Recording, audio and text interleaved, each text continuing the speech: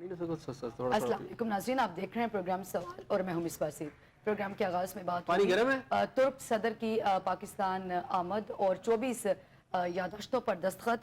इस पर बात करेंगे कि मशरिक़ वस्ता में बिगड़ती सूरत हाल और तुर्क सदर की पाकिस्तान आमद के हवाले से बात होगी कि क्या कोई पेशबंदी हो सकती है, इस पर बात करेंगे। और इसके साथ साथ जो है वो आज सिविलियंस के मिलिट्री ट्रायल के हवाले से बात करेंगे कि सिविलियंस के मिलिट्री ट्रायल के हवाले से केस की समाअत हुई और इस समाअत के दौरान जो है वो आईनी बेंच के जज की जो रिमार्क्स है उसमें कहा गया कि 9 मई को हद कर दी गई और अब आपको बुनियादी हुकूक याद आ गए हैं। इस पर बात होगी और प्रोग्राम के आखिरी हिस्से में डिबेट करेंगे कि पाकिस्तान की आज़ाद कश्मीर और गिलगित में बेअमनी फैलाने की जो कोशिश है वो बेनकाब हो चुकी है। तमाम तर मौज़ूआत आज की डिबेट का हिस्सा होंगे और इन पर मुदल्लिल गुफ्तगू करने के लिए मेरे साथ स्टूडियो में मौजूद है एहसन ज़िया साहब, सीनियर एनालिस्ट हैं, कौमी और बैनुल अक़वामी अमूर पर गहरी नज़र रखते हैं। फर्स्ट ऑफ ऑल अस्सलाम वालेकुम एहसन ज़िया साहब, सबसे पहले बात होगी कि जो मशरिक़ वस्ता की बिगड़ती सूरत हाल है इस पर तो हम बात करेंगे, लेकिन जो तुर्क सदर की पाकिस्तान आमद है इसको आप कैसे देखते हैं?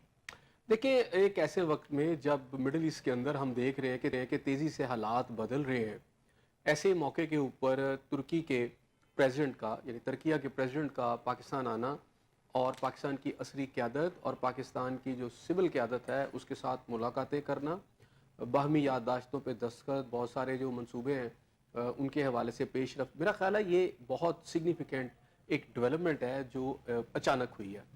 और 2 दिन का उनका जो तुर्की के सदर का जो यहाँ पर तैयब साहब का जो दौरा है ये बड़ा अहम नवीयत का दौरा है। और इसके अंदर अगर आप देखें तो अगरचा के जो आज प्रेस रिलीज वगैरह जारी हुआ है या जो बयानात आए हैं या मीडिया ने कवर किया उसमें 2 लाइनें बड़ी अहम हैं। उसमें ये लिखा गया है कि जनाब जो फ़लस्तीन के हवाले से तुर्किया के सदर ने जो बात की वो ये कि फ़लस्तीन के हवाले से तुर्की और पाकिस्तान का मौक़िफ़ एक है और दोनों ममालिक ये चाहते हैं कि दोनों जो है यानी फ़लस्तीन वाले और इसके अलावा जो इजराइल वाले जो है वहाँ पर 2 रियासतें वहाँ पर होनी चाहिए जी। ये वही मेरा ख्याल है पॉइंट ऑफ व्यू है जो कि मेरा ख्याल है इस वक्त तमाम मुस्लिम ममालिक का है और इसके अंदर सऊदी अरब, मिस्र हो या बाकी दीगर ममालिक उन सब का यही मौक़िफ़ है। तो इससे ये समझ आती है कि पूरा मिडिल ईस्ट जो है उसके अंदर अब एक मौक़िफ़ जो है वो पनप कर सामने आ रहा है। वो ये है कि किसी भी सूरत के अंदर फ़लस्तीन को और फ़लस्तीनियों को जो मैं समझता हूँ कि अमेरिका और इसराइल चाहते हैं कि जो ट्रीटमेंट उसके साथ करना चाहते हैं वो काबिल कबूल नहीं है किसी को भी, ना मिस्र वालों को कबूल है, ना उर्दन वालों को कबूल है, ना ही पाकिस्तान को कबूल है, ना ही तुर्की को कबूल है। और तुर्की के सदर का यहाँ आना इस बात की इंडिकेशन है कि देखिए इस रीजन के अंदर कुछ ममालिक हैं जो अपनी इस वक्त फ़ौजी सलाहियत रखते हैं, अपनी इकॉनमी जिनकी मजबूत है। मुस्लिम उम्मा के हवाले से अगर बात करूँ तो उसमें पाकिस्तान सरफ़हरिस्त है। अगर डिफेंस के हवाले से पाकिस्तान की फ़ौज की जो इस वक्त सलाहियतें हैं, पाकिस्तान की जो डिफेंस की सलाहियतें हैं, पाकिस्तान की जो सिक्योरिटी की एक ताकत है, तो पाकिस्तान एक ताकतवर तरीन मुल्क भी है मुस्लिम उम्मा के अंदर। इसी तरह तुर्की जो है उसकी भी इस हवाले से बहुत ज़्यादा इंपॉर्टेंस भी है और वो ऐसी क़ुव्वत भी रखता है कि इस रीजन के अंदर वो किसी को भी जवाब दे सकता है। यानी मिडिल ईस्ट के अंदर जो मालिक इस वक्त डिसअरे में चले गए पिछले 10-15 सालों के अंदर या 20 सालों के अंदर, जिनको खाना जंगी ने जो खाना जंगी हुई उन ममालिक के अंदर उन्होंने उसको तबाह करके उन ममालिक को रख दिया है। वहाँ पर अगर कोई मुल्क बचा हुआ है उसमें एक टर्की है और एक पाकिस्तान है और तीसरा ईरान है। और अगर मैं सऊदी अरब की बात करूँ तो वो दिफाई सलाहियत इतनी बड़ी नहीं रखते, लेकिन तुर्की रखता है। तुर्की ने रिसेंटली अभी अपने मिसाइल टेस्ट भी किए हैं, अपने रॉकेट भी लॉन्च किए हैं। उन्होंने अपनी वो टेस्टिंग की है कि रॉकेट जो है वो जो है वो भी उनके पास सलाहियत आ चुकी है।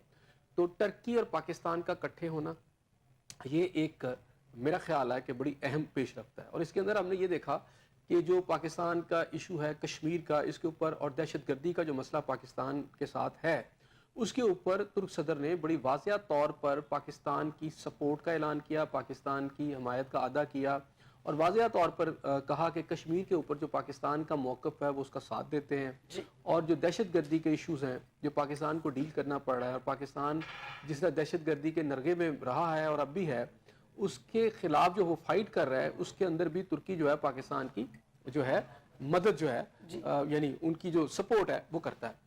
اس کے علاوہ جو ایک اہم بات آئی جو ترکی اور پاکستان کی جب جو لیڈرشپ ان کی میٹنگ ہوئی تو وہاں ترکی کی طرف سے اس میں جو اہم ایک ایشو جو نظر آیا مجھے وہ یہ ہے کہ دفاعی صلاحیت جو ہے، دفاعی تعاون جو ہے وہ اسلحے کے لحاظ سے ہو یا دیگر طریقے سے ہو، اس کے اوپر بھی دونوں کے اندر ایک رضامندی سی پائی گئی. دونوں کی طرف سے نوڈ ہے کہ ہم اس میدان کے اندر بھی اپنے جو تعلقات ہیں وہ بہتر کریں گے. پھر $5 بلین سے زیادہ کی ایک آپ کی اکانومی جو ہے، آپ کی ٹریڈ جو چل رہی ہے، اس کو بھی یعنی مزید اسٹرینتھن کرنے کی بات کی گئی ہے. تو اوورآل اگر دیکھا جائے تو اس کریٹیکل جنکچر کے اوپر یہ جو دورہ ہے انتہائی زیادہ اہمیت کا حامل ہے. صحیح. کیونکہ ٹرکی آپ کو پتا ہے کہ اس وقت اسرائیل کے ساتھ بالکل اس کی سرحدیں ملتی ہیں، اور ایک اردن کی ملتی ہیں، دوسری ٹرکی کی ملتی ہیں. ٹرکی نے بھی اسرائیل کو تسلیم کیا ہوا ہے اور اس وقت اردن نے بھی ان کو تسلیم کیا ہوا ہے. ٹرکی کے اندر آپ کو پتا ہے کہ طیب اردوغان کی جو حکومت تھی، ایک دفعہ اب وہاں پر جب وہاں پہ کو ہوا، فوج نے کو کیا، تو اس کے بعد عوام جب سڑکوں پر نکلی تو جو پتہ چلا طیب اردوغان کو، یہ بلکہ رشیا نے ان کو بتایا، رشین پریزیڈنٹ ولادیمیر پوٹن نے ان کو بتایا تھا کہ جناب یہ سارا کچھ جو ہے، جو آپ کے کچھ فوجی تنصیبات کے اوپر امریکنز جو موجود ہیں، یہ امریکن CIA وغیرہ کے جو لوگ ہیں، یہ سب اس کو یعنی ہیڈ کر رہے ہیں. تو جس کے بعد ترکی کے اندر ایک بہت بڑی چینج آئی، جس کے عوض میں وہاں پر جو بھی امریکہ کی وہ جو صلاحیت تھی وہاں پینیٹریشن کرنے کی، ترکی نے وہاں سے بہت سارے لوگوں کو نکالا اور جو خاص طور پر امریکن کے اوپر کچھ پابندیاں بھی لگائیں. تو میرا خیال ہے کہ وہاں پر بھی امریکہ کے حوالے سے کچھ زیادہ جو ہے گرم جوشی نہیں پائی جاتی. تو اس وقت آپ کو پتا ہے کہ جو آگے جو اعلان کیا ہے وہ ٹرمپ صاحب نے کیا ہے. تو ایک جو ڈیولپمنٹ اس وقت ہو رہی ہے اس کے تناظر میں اگر میں بات کروں تو یہ دورہ بڑا اہم تھا. پھر اکانومی کے حوالے سے یہاں جو بات کی گئی، تو اگر ترکی جو ہے اس کی ایک بڑی جو میں سمجھتا ہوں کہ اکانومی ہے، اور خاص طور پر ان کا اس وقت ٹورزم کے اندر انہوں نے اس وقت بلینز آف ڈالر کمائے ہیں. بلکہ ترکی ایک بہت آگے سیاحت کے اندر بھی نکلا ہے. پاکستان کی گورنمنٹ کی بھی سیاحت کا جو ایک ہے سیکٹر، اس کے اندر پاکستان کے اندر بھی بہت ساری باتیں کی جاتی ہیں، لیکن عملاً ہم نے دیکھا کہ اتنا ہم فروٹس اس کے فائدہ جو ہے، فروٹس اور فائدہ جو اٹھا نہیں سکے جو کہ ترکی اٹھا چکا ہے. ترکی کے بہت سارے علاقے اس وقت نہ صرف امریکن وہاں پر ٹورسٹ زیادہ ہو گئے ہیں، بلکہ یہاں پاکستان سے، انڈیا سے اور دنیا بھر سے وہاں پہ لوگ جا رہے ہیں. تو ترکی نے اپنے بہت سارے جو شعبے ہیں اس کے اندر خود کو منوایا ہے، وہ آگے ہو کے اس میں جو ہیں بڑے ہیں. شہباز شریف صاحب آپ کو پتا ہے کہ جب اپنے پچھلے دور میں بھی تھے تو یہ ترکی گئے تھے، اور وہاں سے ایک ڈالفن کا آئیڈیا جو جہاں ڈالفن پولیس لاہور میں کام کر رہی ہے، یہ وہیں سے لے کر آئے تھے. پھر بہت سارے ایسے تجربات جو ہے مختلف شعبوں میں جو ترکی کر چکا ہے، پاکستان نے اس کو فالو کیا یا پاکستان نے اس سے فائدہ اٹھایا. اور آپ کو پتا ہے کہ ماضی کے اندر بھی اس خطے کے ترکی کے ساتھ تعلقات بہت زیادہ ہیں. صحیح. سب کانٹیننٹ کے اندر یہاں آپ کو پتا ہوگا کہ جب انگریز دور تھا تو یہاں ایک بہت بڑی موومنٹ چلی تھی، ٹھیک ہے.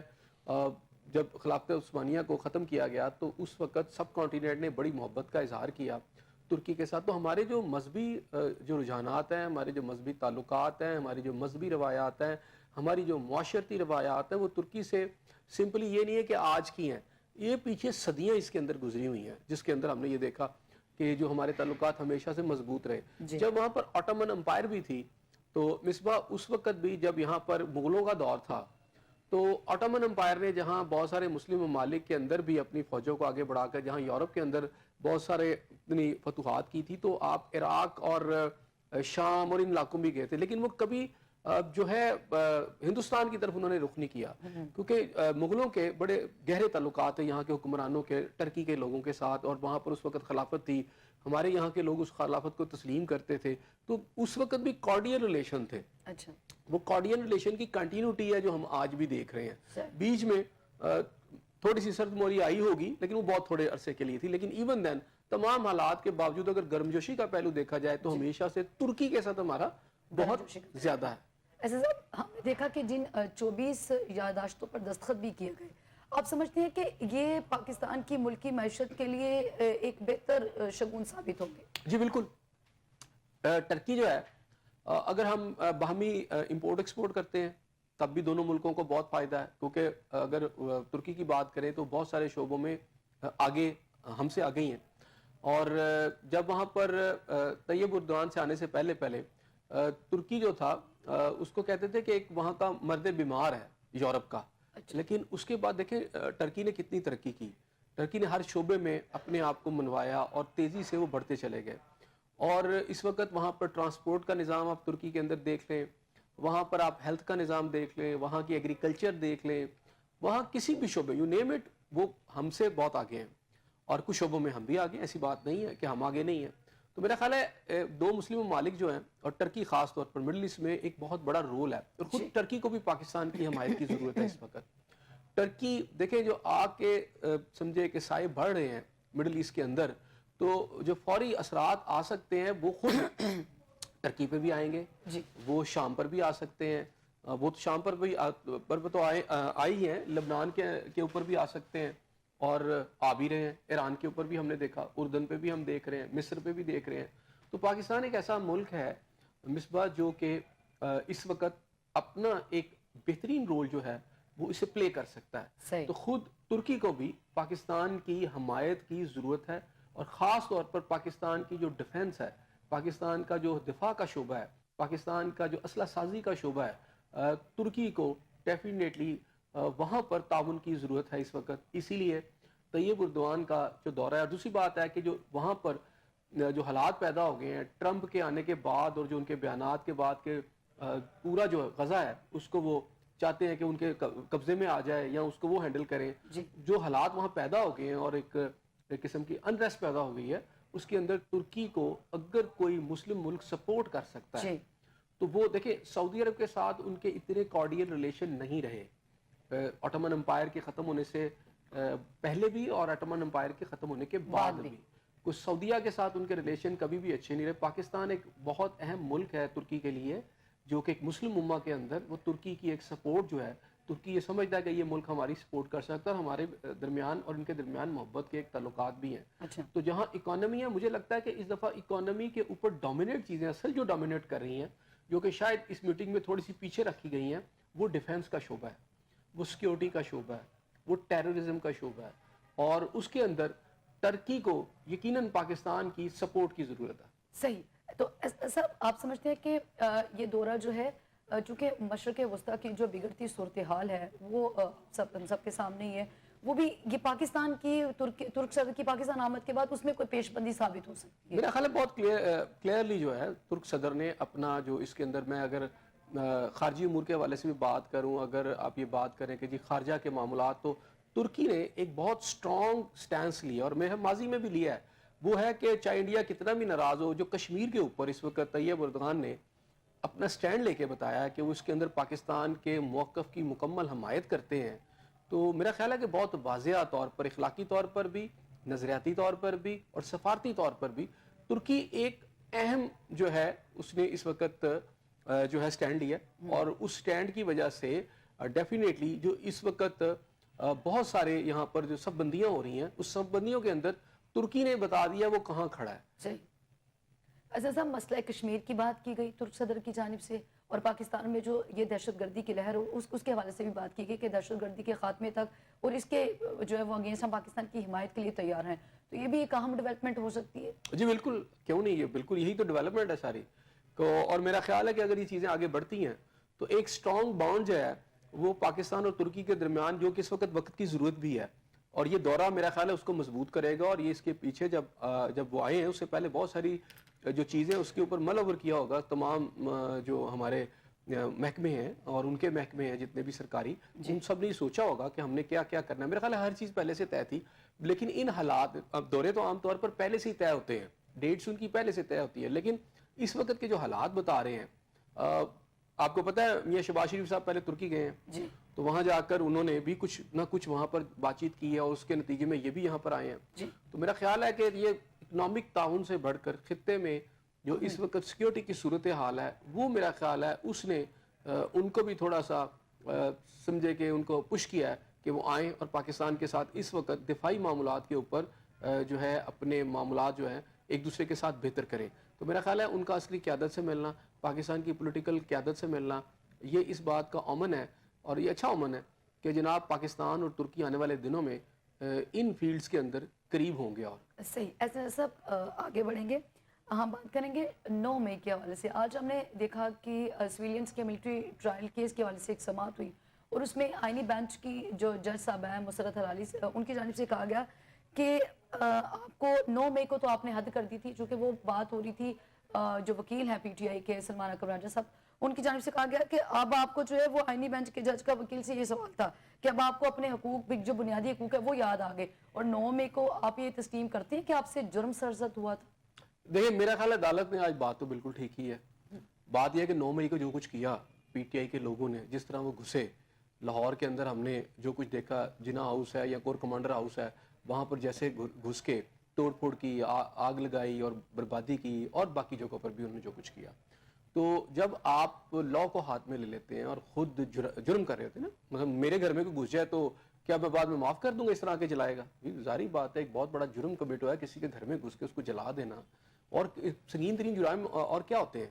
تو جب آپ نے یہ سارا کچھ کر لیا ہے تو اس کے بعد آپ کو جب پکڑنے کی باری آئی اداروں کی، تو پھر آپ نے وبیلا مچا دیا کہ جناب یہ انسانی حقوق کی خلاف ورزی ہو رہی ہے، یا انسانی حقوق کی جو ہے اس کے اندر جو ہے کوئی کسی قسم کی آپ سمجھے کہ ٹریس پاسنگ ہو رہی ہے. تو کورٹ نے تو صحیح بات آپ سے کی نا کہ جب آپ نے یہ سارا کچھ کیا تو آپ اس کو فیس کریں. اچھا آج اگر آپ دیکھیں تو پھر ایک نئے خط کی بھی بات ہے. ایک طرف آپ نے فوج کے انسٹالیشن 9 مئی کو چھوڑے ہی نہیں، جہاں پر بھی آپ کو موقع ملا آپ سرگودا ایئر بیس تک چلے گئے، آپ نے وہاں پہ بھی دیواریں گرائیں. آپ وہاں کو پتا ہے کہ کسی ملک کی سب سے سینسٹیو انسٹالیشن جو ہوتی ہیں کسی بھی ملک کی، وہاں آپ گھس گئے ہیں، اور گھسنے کے بعد آپ نے وہاں توڑ پھوڑ کی، بربادی کی، اور اس کے بعد کہہ رہے ہیں کہ یار اب ہمیں پکڑا گیا تو ہم انسانی حقوق کی خلاف ورزی ہے. تو میرا خیال ہے آج آرمی چیف نے اس کے اندر بڑی واضح طور پر جنرل عاصم منیر صاحب نے اس کو پن پوائنٹ کیا، اور میرا خیال ہے ٹھیک کیا انہوں نے پن پوائنٹ. ان کا یہ کہنا تھا کہ جناب جو تیسرے خط کی آپ نے پھر شور ڈال دیا. فیصل چودھری صاحب نے جو بات کی، عمران خان صاحب کے جو وکیل ہیں، کہ جناب ایک تیسرا خط بھی لکھ دیا گیا، اور اس کے اندر بھی چند پوائنٹ ہے، اور اس کے اندر یہ ہے کہ ایک تو اپنی اسٹرکچر پالیسی بدلے. آرمی چیف کی جانب سے تو یہ کہہ دیا گیا کہ کسی قسم کا کوئی خط ہمیں موصول نہیں ہوا. میں نے وہی کہا نا، اس میں انہوں نے یہ کہا کہ ایک لفظ جو استعمال کیا جب میڈیا سے انہوں نے غیر رسمی باتیں کی، تو اس میں انہوں نے کہا کہ یہ چال بازی ہیں ساری، ٹھیک ہے. اور انہوں نے یہ بھی کہا کہ اگر خط آتا بھی تو وہ میں اسے کھولتا بھی نہ، اور میں اس کو وزیر اعظم کو بھیج دیتا. صحیح. ایسے یہیں سے گفتگو کا آغاز کریں گے نا، آپ ایک چھوٹا سا بریک لیں گے. Stay with us. Welcome back ناظرین.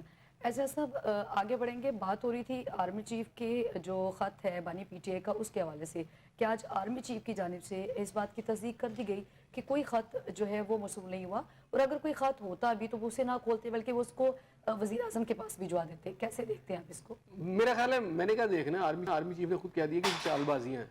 تو آپ نے 3 خط بھیجے، ایک بھی نہیں پہنچا، ٹھیک ہے، اور آپ نے یہاں پر تماشا لگایا ہوا ہے اور کلیم ایسے کر رہے ہیں کہ جیسے کوئی جمہوریت کی آپ کو بہت بڑی جنگ لڑ رہے ہیں. تو میرا خیال ہے انہوں نے بڑا واضح طور پر ان کو کہہ دیا ہے اور یہ کہا ہے کہ مجھے تو خط نہیں ملے، اور اب اہم بات یہ ہے کہ مل بھی جاتا تو میں اسے کھولتا بھی نہ. اور میرا خیال ہے یہ بڑا واضح جواب دے دیا گیا ہے کہ آپ جو مرضی کر لیں، معافی نہیں ہے آپ کو، نہ ہم نے آپ کو کوئی ریلیف دینا. جائیں عدالتوں میں جائیں یا پولیٹیکل گورنمنٹ کے ساتھ جا کے بات کریں. تو وہ چال بازیاں یہ کہ کسی طریقے سے میں نے آپ سے پھر کہا کہ عمران خان صاحب اس وقت عمر کے جس حصے میں ہیں وہ ڈیسپریٹ ہے کہ میں باہر آؤں کسی طریقے سے، اور وہ ان کو نظر نہیں آ رہا. پہلے یہ امید تھی، دیکھیں پی ٹی آئی والوں کے پاس کیا امید تھی، پی ٹی آئی والوں کے پاس ایک امید تھی اور وہ ایک ہی صورت میں باہر آ سکتے. یہاں تو لاکھوں لوگ ان کے لیے سڑکوں پر آ جائیں تو ایک پریشر بڑا خوفناک بلڈ اپ ہو جائے اور عمران خان صاحب کو گورنمنٹ مجبور ہو جائے باہر نکالنے کے اوپر. اچھا ایسا بھی کچھ نہیں ہے. آپ نے 9 مئی کے بعد جو کہ آپ نے جو کچھ کیا آپ نے پورے پاکستان کے اندر، وہ آپ کی ایکسٹریم تھی، آپ نے وہ بھی کر لیا. پھر اس کے بعد آپ نے کئی کالز دی، پھر ڈی چوک کی کال، اور 26 اکتوبر غالباً. اچھا اس کے بعد اور اس سے پہلے جتنی بھی آپ نے موومنٹ سڑکوں پہ چلا سکتے تھے، جتنی آپ کے پاس طاقت تھی، آپ نے سارا کچھ کر کے دیکھ لیا.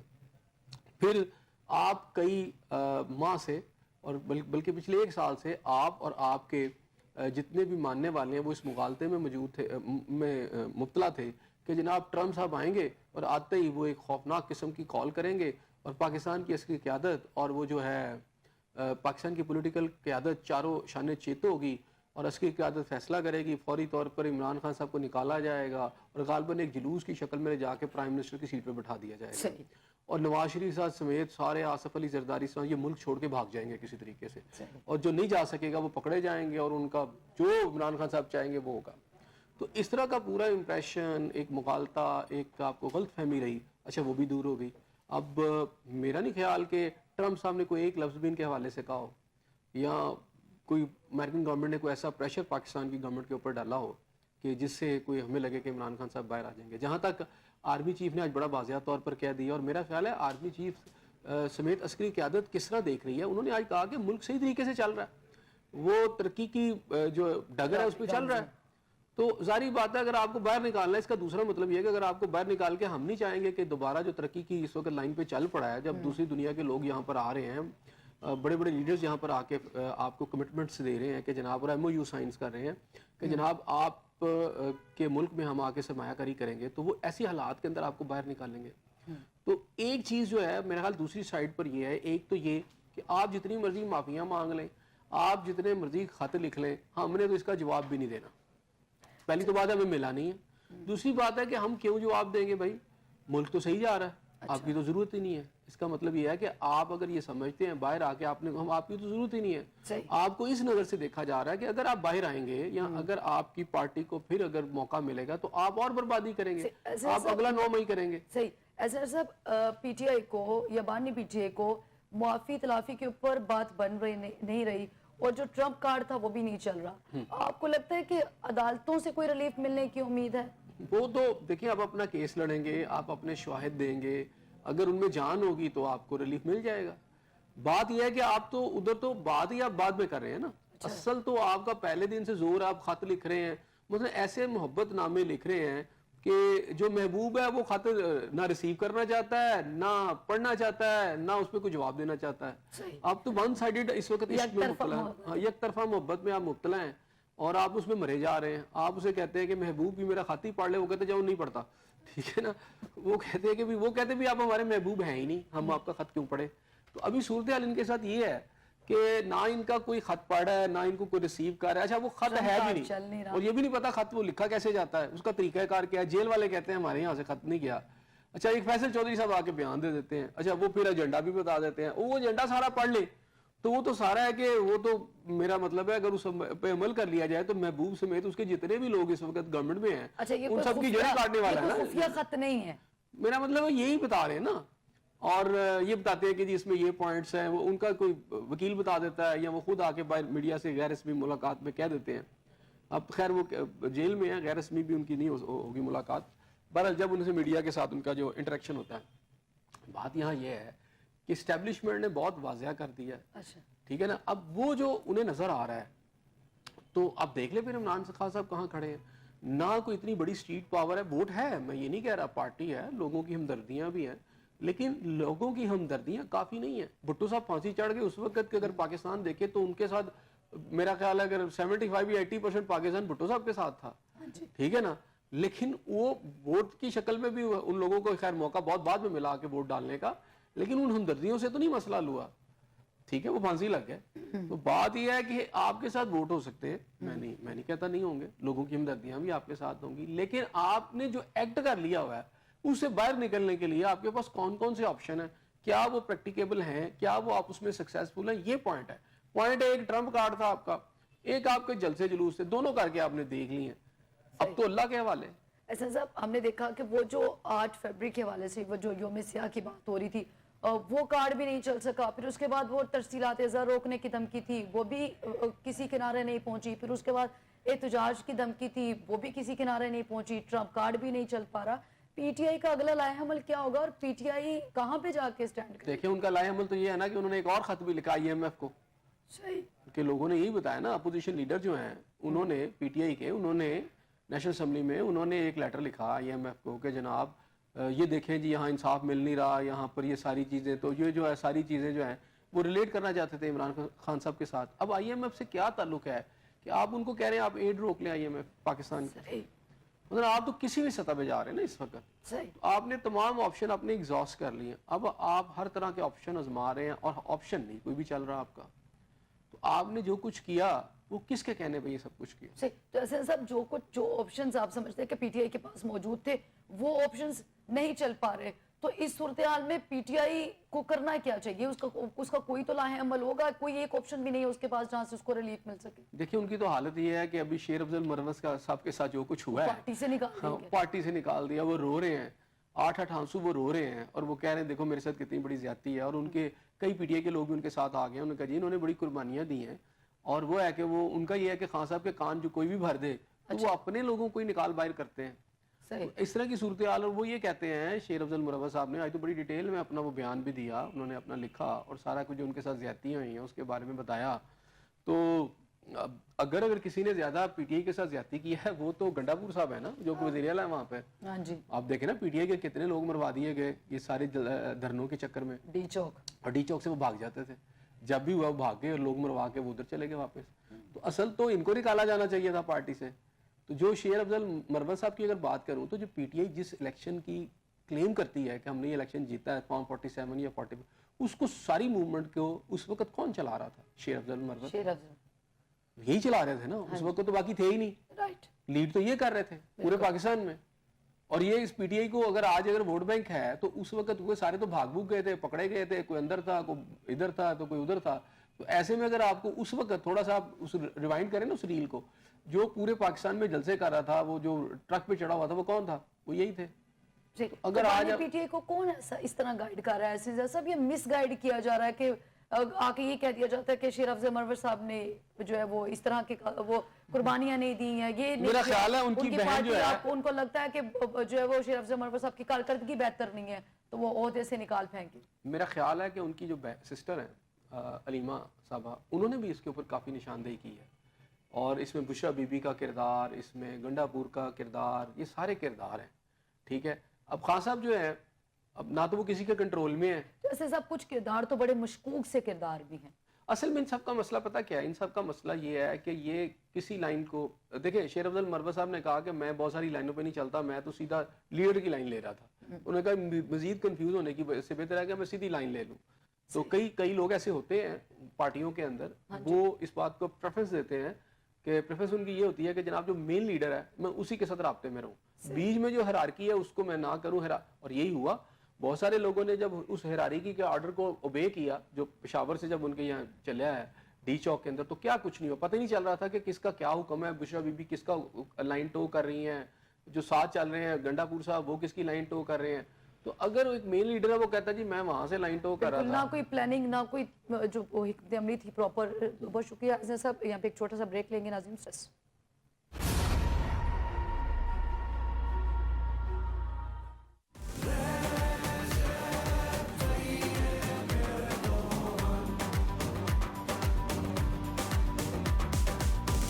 ہے ارادے اور خیال بھی, سچا ہے وعدوں کا بے مثال بھی. نیا سفر نیا چلن لایا ہے پیغام امن, رجب یہ پھر دون ہوگی دیکھو نئی سحر, آیا خوشی کا ہے شگن, رجب یہ پھر دون.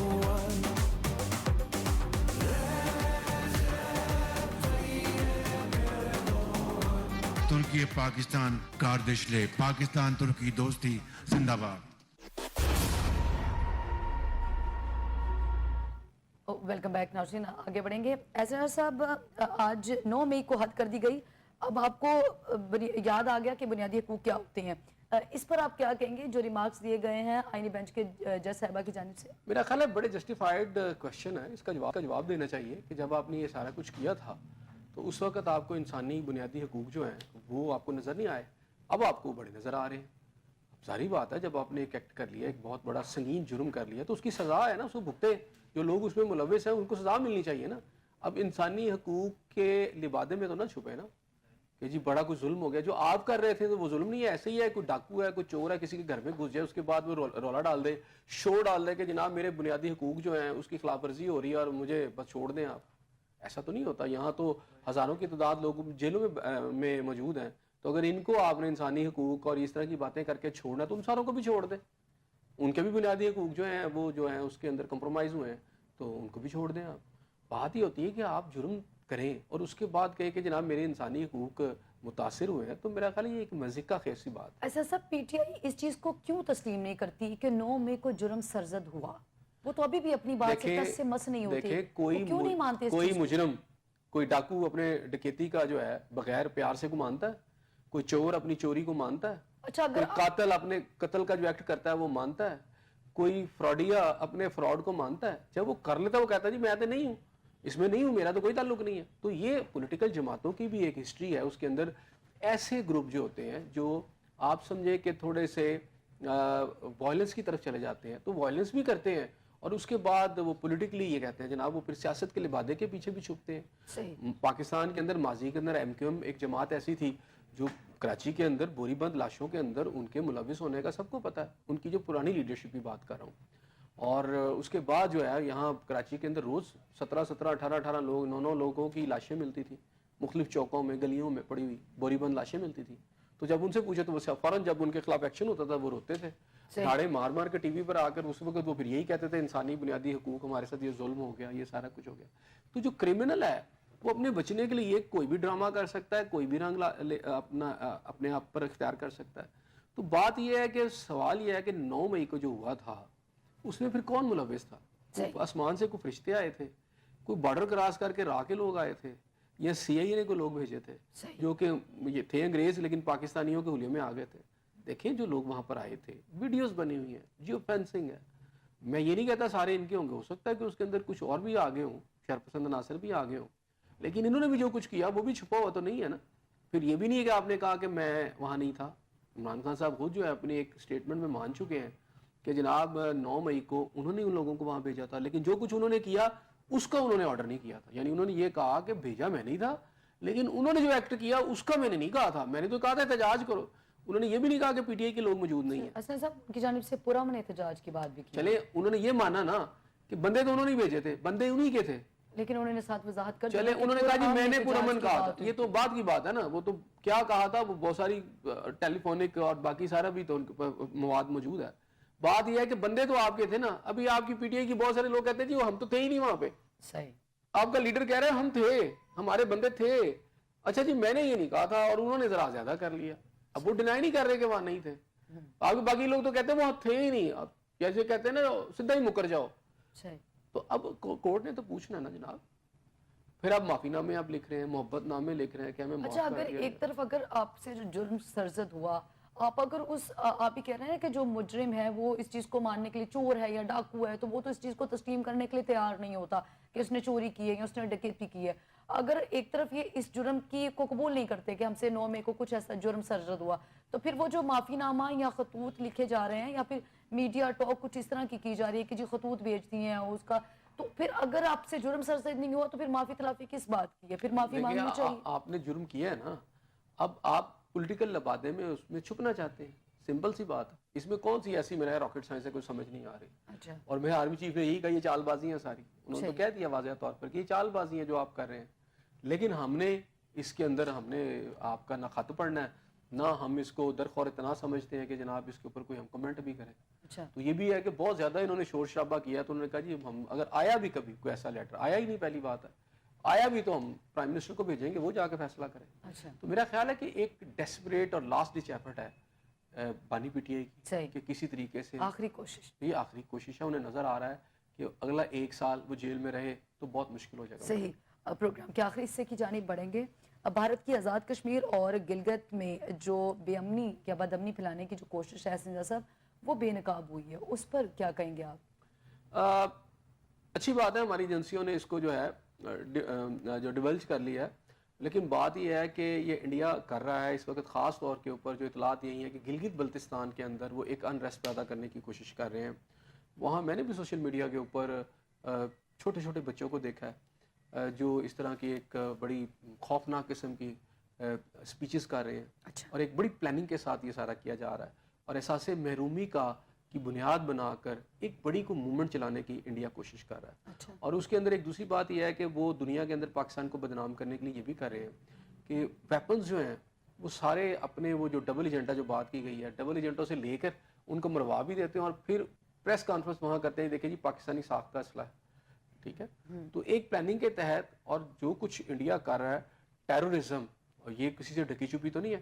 کینیڈین گورنمنٹ جو ہے اس نے چیخیں مار اٹھی, اور بہت ساری دنیا کے ممالک کے اندر اس وقت تو وہ کیا کہتے ہیں ہارڈنڈ کرمنل اس طرح کے بن گئی ہیں ان کی ایجنسیاں کہ باقاعدہ ہٹ مین ان کے پاس آ گئے ہیں جو پیسے لے کر اور جو ہے ٹارگٹ کر کے لوگوں کو مارتے ہیں دنیا کے دوسرے ممالک میں جا کے. وہ خود کو سی آئی اے سمجھ رہے ہیں نا, سی آئی کا بھی یہ کردار ہے.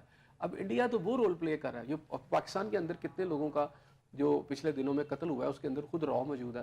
تو یہ کوئی ایسی بات نہیں ہے. وہ اس کو اب وہ بڑھا کر زیادہ سے کشمیر کے اندر لے جانا چاہتے ہیں اور ساتھ اسے گلگت بلتستان, تاکہ پاکستان کا جو کشمیر کے اوپر جو ان کا ایک موقف ہے کہ جی یہ استصواب رائے کے ساتھ جو ہے اس کا حل ہونا چاہیے, کشمیریوں کو ووٹ ڈالنے کی اجازت ہونی چاہیے, اس سارے موقف کو اور پھر اس کی ڈیموگرافی چینج کرنے کے لیے یہ ساری ایفرٹس کی جا رہی ہیں. اور خود پاکستان کو بیک فٹ کرنے کے لیے کشمیر کے اندر اور گلگت بلتستان کے اندر جو ہے ایک محرومی کے نام کے اوپر ایک خوفناک قسم کی ایک کمپین چلانے کی کوشش کی جا رہی ہے, اور یہ اسی کی ایک سلسلہ ہے. ویسے صاحب بھارت اس طرح کے اوچھے ہتھ استعمال کر کے کیا جو مسئلہ کشمیر کا ایشو ہے اس پہ کوئی دباؤ ڈال لے گا, یا پاکستان کوئی اسے لگتا ہے دیکھیں ان کی کوشش ہے نا, دیکھیں اس وقت دنیا کو کے خطے کے اندر جو کچھ ہو رہا ہے وہ آپ کو سمجھنا پڑے گا. اس وقت جو سپر پاور ہے امریکہ, اس کا رنگ ڈھنگ آپ کو بتا رہا ہے کہ وہ بہت جھکا ہوا ہے اس وقت بھارت کے ساتھ.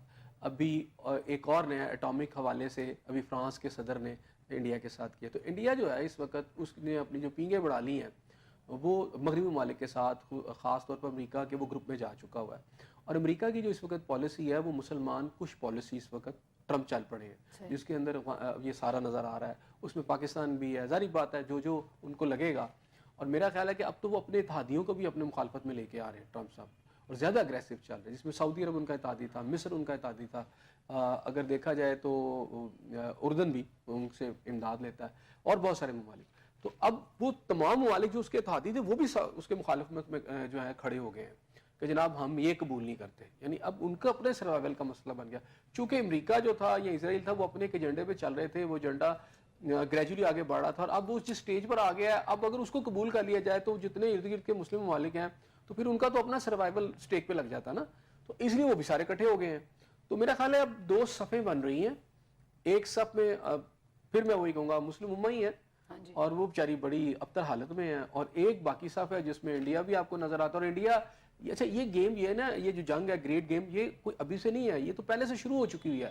افغانستان سے 9/11 کے بعد جو کچھ ہوا, جس طرح امریکن فورسز وہاں گھسی, پھر پاکستان کو ڈبل کراس کیا گیا, وار اور ٹیرر میں آپ کو ساتھ بھی لیا گیا کہ جی آپ ان کے فرنٹ لائن اتحادی ہیں, پھر پاکستان کو ڈبل کراس کرتے ٹی ٹی پی کھڑی کر کے وہاں سے اٹیکس بھی کروائے گئے, پاکستان کو کمزور کرنے کی بھی کوششیں کی گئی. پھر انڈیا کو افغانستان کے اندر باقاعدہ ایک سپورٹ کی گئی, وہاں ان کو اسٹیبلش کیا گیا, ان کی کونسلیٹس بنائی گئی جگہ جگہ, اور پھر وہاں ٹریننگ کیمپس تھے جہاں سے ٹی ٹی پی تیار کر کے, اور آج بھی وہاں سے افغانستان سے آ رہی ہے, وہ پاکستان کے اندر اٹیک کروائے گئے.